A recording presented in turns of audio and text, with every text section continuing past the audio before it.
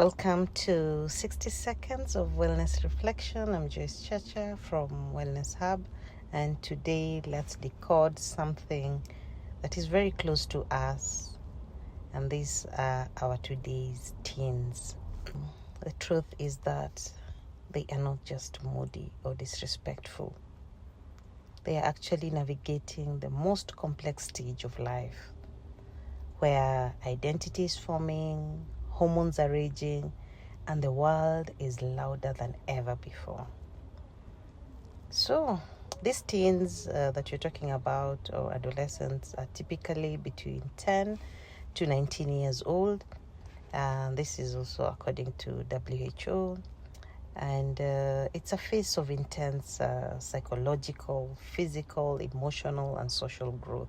We have theorists like Erik Erikson, and he talks about stages of development, and this particular stage is called the identity versus role confusion phase. And here teens are asking, who am I? What do I believe? Where do I even belong? And maybe why they seem conflicted, maybe just looking at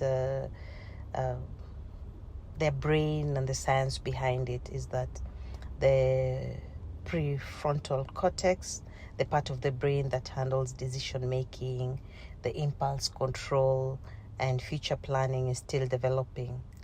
And on the other hand, the amygdala, which is the emotion center, is fully active. And as a result, what happens? So we have more emotions with less filter, and more risk with less pausing even for that thought. So yes, there are many theorists who've done this. We have, as Erik Erikson, as I've mentioned, that here teens explore their roles, even their beliefs, or even risk confusion, shame, or even external identity dependency. We have the likes of Bandura on social learning, and they say that this is a time where they observe, they imitate, they internalize these behaviors from their influencers, even their peers or parents, and even social media in general. Yeah, and of course it has an impact. We have the Piaget of cognitive development theory, who talks about during this particular period, most teens move into formal operational thinking, meaning that they can think abstractly. They're questioning systems, they're challenging authority, and of course they form very complex opinions. So this modern teen life, what really shapes them? Number one is the social media pressure. You find that a teen posts even a selfie, and within seconds, the likes validates their worth, or even the silence can trigger a lot of anxiety. There's also the academic and future anxiety. You find that these teens already feel like failures just because they haven't found their passion yet, or they don't even know the direction that life is taking them. For others, it's the body image and comparison, and this is mostly influenced by the filters, the influencers, the online trends, and this leads them to shame, and even sometimes for some they lead to not so good eating habits. The other one, of course, is gender identity and even sexuality exploration. And here teens, especially of today, have more languages and space, but also more confusion and external pressure to even define themselves. There's also the mental health crisis, which has increased the rates of depression, anxiety, the self-harm, the suicidal ideations, especially post-pandemic period. And I think here maybe the biggest thing is to ask ourselves, how can we support them as parents, as caregivers, even as a society? One is to be models, to model emotional literacy. For example, say I'm feeling anxious today, so I'm going to take a walk, instead of even yelling or even withdrawing and not talking to them. The other thing is to listen without fixing. Not everything needs fixing. When your teen says school sucks, it doesn't like it, don't jump into solution and tell them things and unwanted advice. Just say, tell me more about it, and really listen. The other thing, of course, is to validate their reality. You'd find that a 13-year-old could be heartbroken over a breakup and is experiencing real pain. Please don't minimize this. Oh, you're too young to know about love and the likes. The other thing is respect their need for identity. If they're experimenting with fashion, be it music, even beliefs, and it's okay to stay curious, but not necessarily controlling them. This helps them to shape their individuality. Of course, another thing is to offer consistency and boundaries.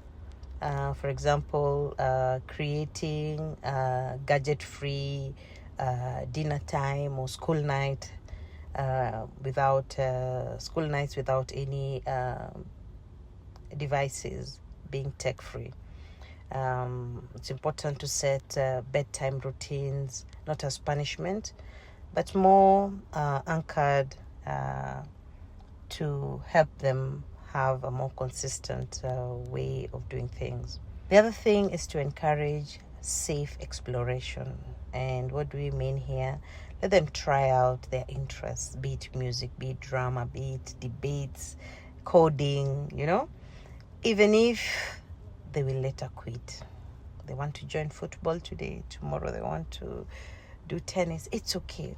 This exploration is how identity is built.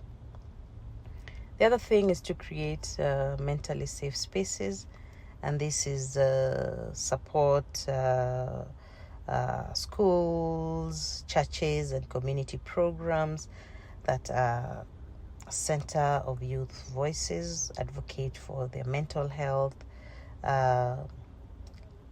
Let home also be a place where they excel, not just where they have to perform and put a show.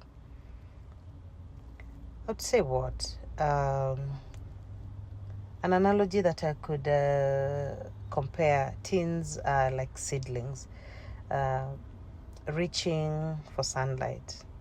They are very unsure of the wind, and they're growing fast beneath the surface. So they need water, which is nourishment. They need soil, which is stability. And they also need space to grow and not to be micromanaged. So how can teens themselves navigate this stage? Alongside everything we've explored about teens, they themselves are not powerless. They can build tools that help them to thrive. And one of the ways is to practice self-awareness. How well do you know yourself? You can do this by doing the personality assessments. You can also do it by just journaling your moods to just help you spot the patterns, like I feel down every Saturday night, or that insight for sure equals power. The other thing is to ask for help early, whether it's from a school counselor, whether it's from a trusted adult, even a therapist. Support is strength. It's not a weakness. So please seek and normalize seeking help and going for therapy. The other thing is to build boundaries, especially with tech. This technology is a good thing, but at the same time, it has come with its own challenges. It's very important to mute any toxic accounts, or even take screen breaks. Can really help improve self-esteem and even help you to sleep and sleep better. The other thing as teenagers they can do is to use grounding techniques, because there are moments when you can feel overwhelmed. Learning the breathing exercises and just being in touch with the present, what you can see and things that you can feel and all that is very important. Going for a walk can also regulate the emotions. The other thing that they can try is to find safe peer spaces. Yes, not all spaces are okay for you. Join youth clubs, support groups, sports team, where expression is welcomed and not judged. The other thing is to normalize emotions. You are not too emotional. You are human. Feeling sadness, anger, and joy, it's okay. Yeah, it's not a problem. Then the other thing is to explore who you are. You're still learning yourself. It's okay to try new things, question some beliefs, even change some styles. You're not lost. You're in the process of becoming. And yes, maybe the question for many adults they ask, what do teens really wish adults would know? One is that they are not lazy. They could be just overwhelmed. They need boundaries, not just freedom. They want to talk, but they also fear judgment.